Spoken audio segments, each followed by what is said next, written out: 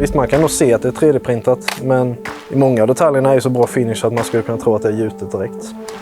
Det funkar minst lika bra som att gjuta fram detaljer idag.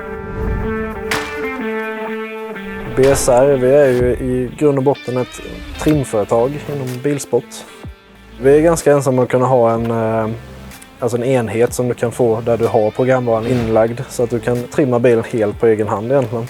Och det är enkla steg. Du kopplar in i OBD-uttaget enheten och identifierar din bil, som trycker du trimma. Sen låter du den ladda färdigt och följa instruktioner, sen är det klart. Har du en trimmad bil. 3D-printning var väl egentligen för möjligheten att kunna tillverka egna produkter. Vår senaste produkt är en head-up-enhet. Men där är att vi printar själva hållaren så att vi säljer det som ett färdigt kit. Och då är det modellanpassat så att du får en hållare som du placerar i bilen och som ska liksom smälta in med hela interiören av bilen. Så du får den färdigt i ett kit, monterar och sen kopplar du bara in enheten och så är det färdigt.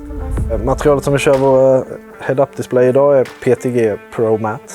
Och det är ju ett material som var det som matchade bäst med dashboarden på bilen då, bland annat.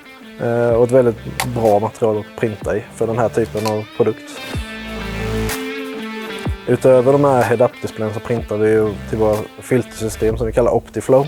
De printar vi ett Rigid X-material, kolfiberbaserat PTG-material som är lite robustare, tål lite mer temperatur, höga temperaturer och låga.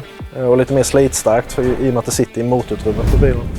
Det materialet är väl, som vi har testat och sånt, är väldigt formstarkt. Alltså det ändras inte mycket och det kan inte liksom börja svikta, utan det är väldigt stabilt. Därför har vi valt att ha det i våra motorrum, för att vi tycker det ger bäst kvalitet. Och det är det vi eftersträvar, att vi ska ha bra kvalitet på grejerna vi säljer.